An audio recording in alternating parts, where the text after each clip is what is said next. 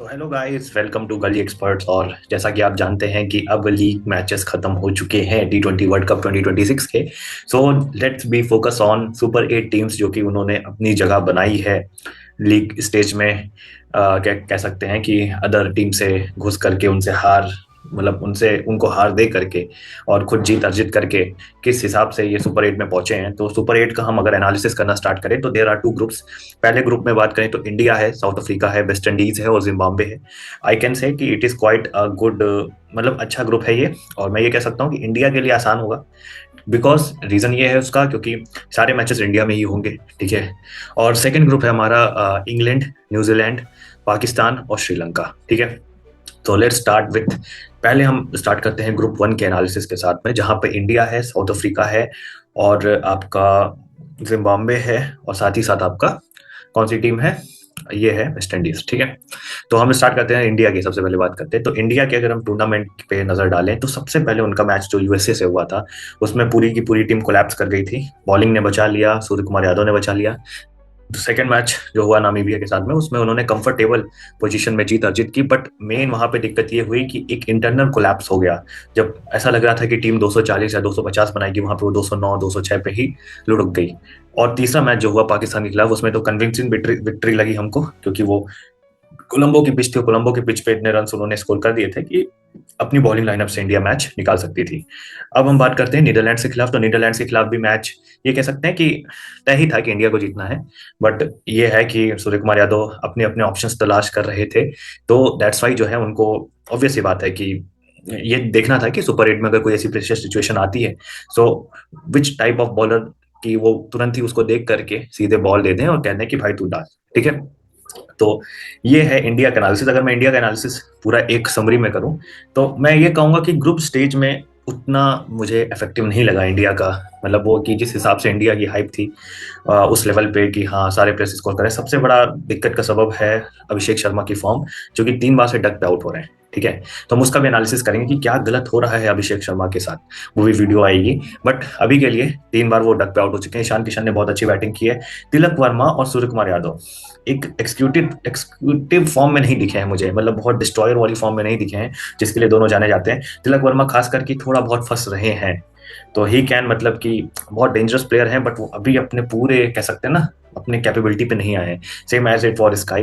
नीचे दुबे और हार्दिक, इन दोनों ने अच्छा काम किया है और रिंकू ने भी अच्छा काम किया है। दैट्स वाई एक बहुत ही, आप ये कह सकते हो कि पहले की शुरुआत के 4-5 मैचेस में आप ये मान के चलो कि अलग अलग प्लेयर ऑफ द मैचेस मिले हैं। तो यहां से हम ये कह सकते हैं कि भाई इंडिया में ये है कि कोई भी हीरो बन सकता है एक मैच के अंदर, किसी के ऊपर पूरी तरीके से टीम डिपेंडेंट नहीं है।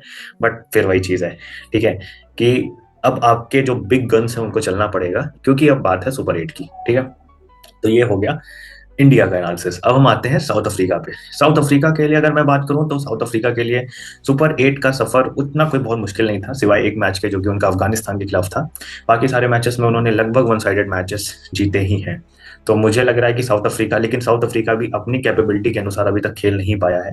जिस कैपेबिलिटी के लिए कप्तान माकरम बहुत अच्छे फॉर्म में है, no doubt he is playing like an, मतलब जेम, मतलब बहुत तगड़ी फॉर्म में है वो। और जिस हिसाब से वो खेल रहे हैं तो क्विंटन डिकॉक भी स्लो हो जाने तो उसका कोई फर्क नहीं पड़ रहा है। लेकिन हाँ, अभी भी वो South Africa, India and South Africa are the most favourite teams for winning this particular world cup. But यहाँ पर यह है कि दोनों टीम अभी अपनी फुल कैपेबिलिटी पे नहीं आई है। ठीक है। जब आप फुल कैपेबिलिटी पे नहीं आए हो तो आपको अब अपना जो वो वाला मोड है ना उसको प्रेस करना पड़ेगा, बिकॉज अब इतना आसान टीम तो आएगी नहीं। ऑस्ट्रेलिया बाहर हो गई है। ठीक है। तो ऐसा नहीं है कि आप ये सोच सकते हो कि ऑस्ट्रेलिया बाहर हो गई तो हमारे लिए काम आसान हो गया, काम और कठिन हो गया। क्योंकि कंडीशंस देखो आप। ठीक है। और अपना बैटिंग स्कोर, बैटिंग कार्ड भी देखो कि 180 से 200 के बीच में रन जा ही रहे हैं, 240 जा ही नहीं रहे हैं। ठीक है। So India and South Africa really need to, मतलब कि जो वो करते आए हैं, ठीक है, कि वन साइडेड मैच ले जाना, उसको यहाँ पे अप्लाई करना बहुत जरूरी है। बिकॉज जैसा आप खेल के आओ वैसे दूसरी टीम भी खेल के ही आई है। ठीक है। तो पहले मैं इंडिया की बात करूं, अपने ग्रुप में सारे मैचेस जीते। साउथ अफ्रीका भी अपने ग्रुप में सारे मैचेस जीते। तीसरी टीम आती है, वो आती है वेस्ट इंडीज। ठीक है। तो मुझे ऐसा लगता है कि वेस्ट इंडीज बहुत अच्छी टीम है उस लेवल पे, और मुझे लगता है कि सरप्राइज कर सकती है, लिटरली सरप्राइज कर सकती है। बट इनका बस एक, मतलब कि जो थोड़ा सा वीक पॉइंट हो सकता है बड़े मैच में, वो हो सकती है इनकी बॉलिंग। और मुझे बैटिंग से तो इनकी कोई दिक्कत नहीं है, बट शिकायत है थोड़ी सी मुझे ब्रेंडन किंग और शाई होप की बैटिंग इंस्टांस है शुरुआत में।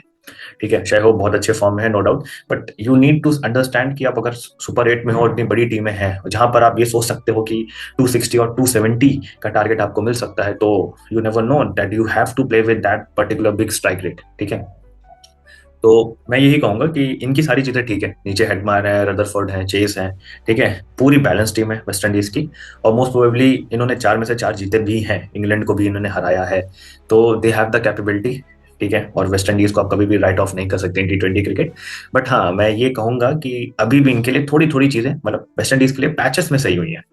ठीक है, मैं बट ये नहीं कहूंगा कि वेस्ट इंडीज भी अभी अपनी पूरी कैपेबिलिटी पे खेली है। ठीक है, सो आई कैन से कि ठीक है, but you need to capitalise your performance. ठीक है, मतलब कि जितना ज्यादा मैक्सिमम निकाल सकते हो, जितना ज्यादा आप कर सकते हो, पुश कर सकते हो लिमिट्स को, वो मेरे ख्याल से होना चाहिए। नाउ फोर्थ, जो कि है जिम्बाब्वे। ठीक है, जिम्बाब्वे के बारे में मैं क्या बोलूं। ठीक है, जिम्बाब्वे का अगर आप एनालिसिस करोगे तो आप खुद ये सोचोगे कि आज भी मैच था जिम्बाब्वे वर्सेस श्रीलंका का, और उसको भी जिम्बाब्वे ने जीत लिया और होस्ट को हरा दिया, जबकि लोग ये सोच रहे थे कि श्रीलंका है और उसने 170 बना भी दिए तो भी जिम्बाब्वे जीत गई। यार, कौन सी क्रिकेट खेल रहे हो यार। ठीक है, हमको भी बता दो। और लिटरली क्या सरप्राइज किया जिम्बाब्वे ने। ठीक है, तो मुझे लगता है कि जिम्बाब्वे इज प्लेइंग इट्स, मतलब कह सकते हैं जिम्बाब्वे क्रिकेट अपने फॉर्म में है, पूरे फॉर्म में है, बिकॉज ऑस्ट्रेलिया को हराना, श्रीलंका को उनकी कंडीशंस में हराना बहुत बड़ी बात है। You can't expect these things from Zimbabwe, जिस हिसाब से उनकी परफॉर्मेंस है, जिस हिसाब से उनका वो था, बट कहना पड़ेगा कि क्या मेहनत की है सिकंदर रजा और उनके बॉयज ने, कि मतलब लिटरली सबको शॉकिंग में डाल दिया है इस वर्ल्ड कप में। So wish them a great luck.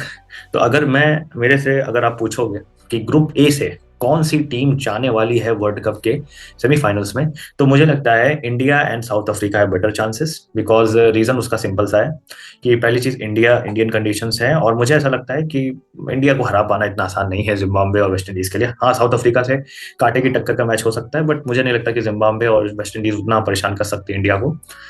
Second thing, south Africa क्यों? क्योंकि साउथ अफ्रीका ने भी क्रिकेट बहुत खेली है, साउथ अफ्रीकन प्लेयर्स बहुत फेमिलियर हैं इंडियन पिच के, और जिस हिसाब का उनका परफॉर्मेंस भी रहता है, तो मुझे ऐसा लगता है कि साउथ अफ्रीका भी जाएगी सेमीफाइनल में। तो मेरी ये 2 टीमें हैं ग्रुप वन से जो कि पहुंच रही सेमीफाइनल में, इंडिया और साउथ अफ्रीका। ठीक है, now moving on to the next group, जो कि है इंग्लैंड, न्यूजीलैंड, पाकिस्तान और श्रीलंका। ठीक है, अब इसमें आप ये सोचोगे कि मैं किसको निकालूं। इंग्लैंड के लिए अगर मैं बात करूं, तो इंग्लैंड के लिए काफी साधारण वर्ल्ड कप मुझे लगा है, मतलब they are not chosen to be get dominated. ठीक है, वो डोमिनेट नहीं कर पाए हैं। ठीक है, तो मुझे नहीं लगता है कि इंग्लैंड किसी भी हाल में कि बहुत कुछ कर सकती है जिस हिसाब का उनका परफॉर्मेंस है, बिकॉज आप ये सोचो कि वो जिस हिसाब का क्रिकेट खेलते हैं, जैसे मान लो कि बहुत अटैकिंग क्रिकेट है, बटलर है, सॉल्ट है, बेथल है, ब्रूक है, मुझे नहीं लगा कि इतना कोई बहुत डेंजरस है। इटली तक ने लगभग सांसें फुला दी थी इंग्लैंड की उस मैच में।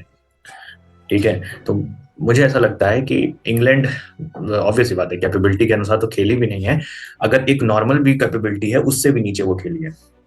ठीक है, तो इंग्लैंड को अपनी परफॉर्मेंस ऑब्वियस बात है अपलिफ्ट करना पड़ेगा, और हो सकता है कि वो अपलिफ्ट कर भी ले। ठीक है, सेकंड टीम है न्यूजीलैंड। तो न्यूजीलैंड के लिए मैं तो केवल एक चीज कह सकता हूँ कि न्यूजीलैंड सेमीफाइनल में जाने वाली है, आई एम प्रीटी श्योर, क्योंकि ऑब्वियस बात है कि जिस हिसाब का उनका फॉर्म है, ठीक है, जिस हिसाब के उनके प्लेयर खेल रहे हैं, ठीक है, मतलब आप ये सोचो कि टिम साइफर्ट, फिन एलन से बच जाओगे तो राचिन रविंद्र और ग्लेन फिलिप्स नीचे बैठे हुए हैं, उनसे बच जाओगे तो डैरिल मिचेल नाम का शैतान वहां पे है, ठीक है, जिमी नीशम है, ठीक है, मिच सैंटनर है, ठीक है, तो आप बची मार्क चैपमैन है, तो इतने तगड़े तगड़े प्लेयर्स इन्होंने रखे हैं, और सबसे अच्छी चीज है कि स्पिन को भी अच्छा खेलते हैं, फास्ट बॉलिंग को भी अच्छा करते हैं, और रिसेंट इन्होंने जो इंडिया टूर किया इससे उनको बहुत मदद मिली है, 5 T20 मैचेस खेले, ठीक है, जिससे उनको बहुत फायदा हुआ है।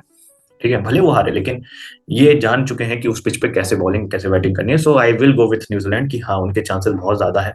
ठीक है, नाउ थर्ड और फोर्थ, जो कि पाकिस्तान एंड श्रीलंका है, मुझे लगता है कि पाकिस्तान के चांसेस मुझे नहीं लगते। ठीक है, बिकॉज इंग्लैंड और न्यूजीलैंड को हरा पाना, नहीं, पाकिस्तान को श्रीलंका को भी हरा पाने में बहुत दिक्कतों का सामना करना पड़ेगा। नामीबिया और ये सब तो आप हरा ही दोगे, ठीक है, लेकिन पाकिस्तान की तो ये बहुत ही वही आदत है कि छोटे छोटे सैनिकों पर वार करके ये बतलाते हैं कि बड़े सैनिकों को हम हराना चाहते हैं, बट ऐसा होने वाला नहीं लग रहा मुझे, और पाकिस्तान मुझे कहीं से नहीं लग रही कि वो सेमीफाइनल में पहुंचेगी। श्रीलंका की बात करें तो श्रीलंका बहुत अच्छे एक्सक्यूटेड फॉर्म में है, बट प्रॉब्लम ये है कि आज वो जिम्बाब्वे से हार गए। तो एक अच्छी चीज है, एक वेकअप कॉल है उनके लिए भी कि दे कैन कंसोलिडेट, और वो अपनी कंडीशंस में बहुत अच्छे हैं। ठीक है, तो यू नेवर नो कि श्रीलंका भी चौंका सकती है। तो अगर आप मेरे से पूछोगे कि आपकी इस ग्रुप से कौन सी दो टीमें होंगी, so I will go with New Zealand and Sri Lanka. ठीक है, इंग्लैंड इसलिए नहीं क्योंकि उन्होंने उस टाइप की क्रिकेट खेली नहीं है।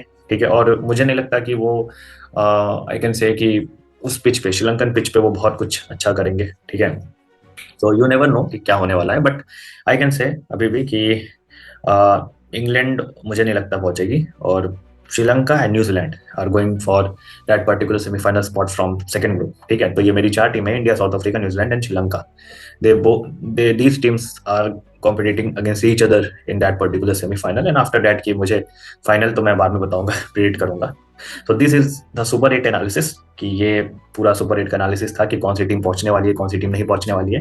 एंड आई होप कि इससे आपको वैल्यूबल इनसाइट मिले होंगे कि कौन सी टीम पहुंच सकती है। आप भी कमेंट सेक्शन में ये बताइए कि आपको क्या लगता है कि कौन सी टीम पहुंच सकती है सुपर 8 में। ठीक है, और ऐसे एनालाइज करते रहिए, हमारे साथ बने रहिए गली एक्सपर्ट के साथ, और हम आपके लिए सुपर 4 की भी वीडियो लेके आएंगे, और लास्ट में फाइनल की भी वीडियो लेके आएंगे।